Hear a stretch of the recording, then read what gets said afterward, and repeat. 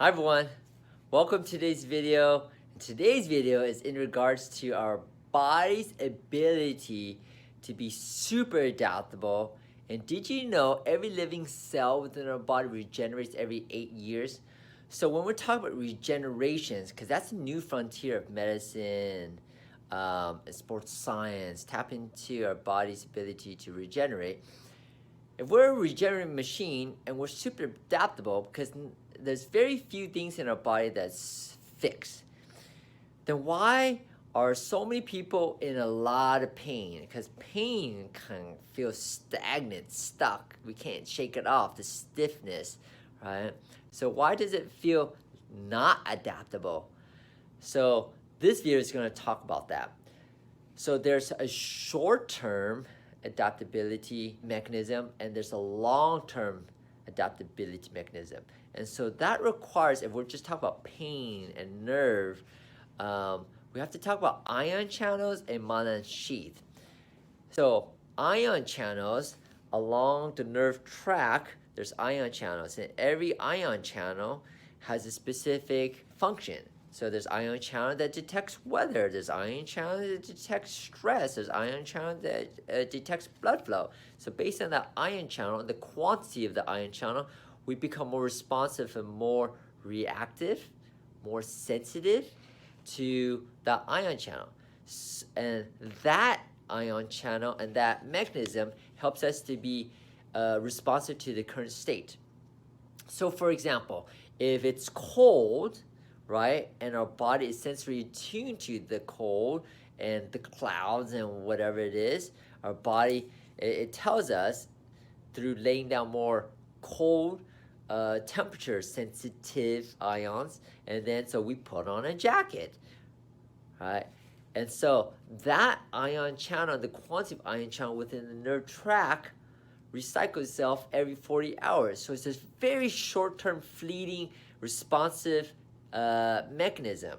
However, that can stay fixed based on our lack of attunement or whatever we tell ourselves, and then instead of it being summer and the sun is out and it's hot, if we keep telling ourselves, oh, we're cold, or we feel cold, or our belief of what cold is or hot is, then we keep putting on that jacket, because that short-term mechanism is helping us to be adaptable.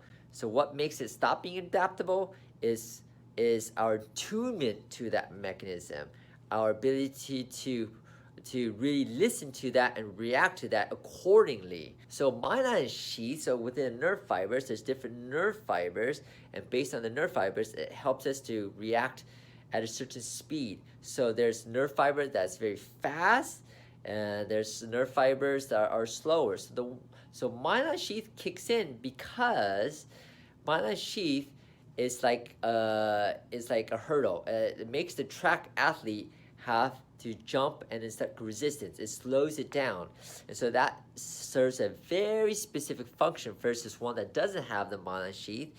And so that track athlete has no resistance, so I can be very active. And so there's certain pain and quality of pain based on these nerve fibers and which nerve fibers are being triggered and the quantity of it, right? And so myelin sheath, where there's myelin, ion channels aren't there. So when there's less myelin, there's more ion channels. And again, these ion channels are very responsive and adapt to current state. So your ion channel for a certain area within the body lasts 2 days, and the 2 days before that, right? And again, that's to help us to be sensitive to our needs. But if we're not in tune, we become less sensitive, and then we have a stuck pain that's intertangled with our weather ion channels. So we feel more cold when we're in pain. When there's a lot of stress going on, right? Our body needs to be more sensitive so we can be more reactive to that stress. And then now we have more pain when there's more stress. You understand? It gets very tangled and very adaptive. But when it gets fixed, then we have to understand that, yes, that mechanism is designed to be fleeting. So be in tune, find a system to be responsive to that. And if you notice that it's still the same.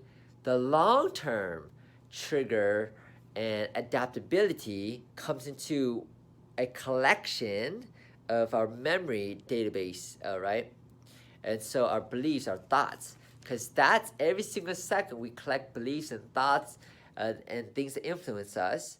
And if it holds dear to us, if it resonates with us, if it shocks us, right, then it becomes something that will allow us to be less adaptive or more adaptive. So that's the ion channel component. So now, understanding that, you know that what you feel and how you're feeling doesn't have to be fixed. So if a doctor tells you that, and you see an MRI that is the worst case MRI ever, and your doctor says, nope, this is really bad, and you hear it, and you believe in it, and it really resonates within every cell of you. Let's switch it up to a weather channel. He says that it's going to be the coldest weather ever, right? You really highly respect this weatherman, right? But then you go outside and it's hot. You're still going to put on a jacket because you really put this weatherman or woman on like high pedestal. So you're going to put on your jacket regardless. You know, you become less in tune. You're like, no, he's not, he's more correct, right? The sun will go away, and it will be cold in an hour. So I got to put on my jacket. Even though you're sweating, you're losing the attunement. So you'll become less adaptable. So even if your body says, the weatherman says it's gonna be cold, but if it's not, if you're in tune, then you become very adaptable. You can be very responsive to that. So hopefully that makes sense, because that same concept applies to pain and ion channels and myelin. So the whole concept applies to pain or activity and the entanglement within the different ratio of ion channels that are within nerve fibers. The good news, it keeps changing every 40 hours, right? So even if you feel a certain thing and it feels real, right, and you're doing exercise, you're using physical tactics, and it's not changing, just change with your thought. Change of how you're being in tune with. If you're just being tuned by, oh, I feel tension, then try to be in tune with different things, okay? And so that goes into transition to neurotransmitter.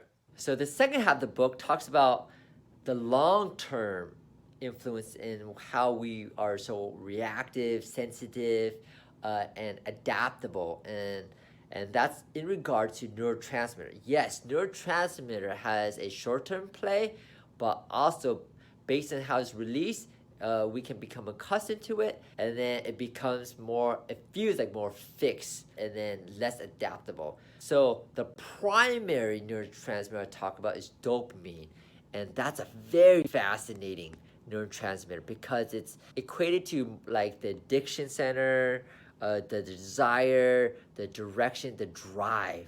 And so based on what you dangle in front of you, for example, a rabbit and a carrot, based on what you dangle in front will give you that drive and direction.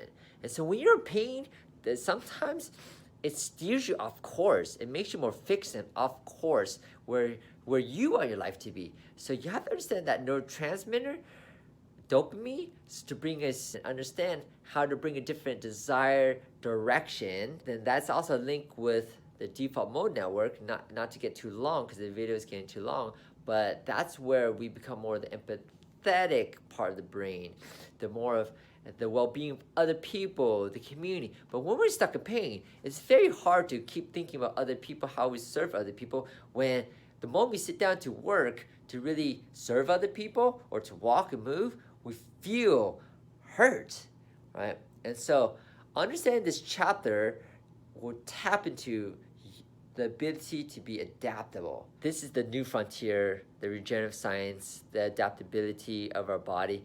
And let me know what you think. And please share this video because you, your loved one, your friend will definitely benefit from this topic. Bye.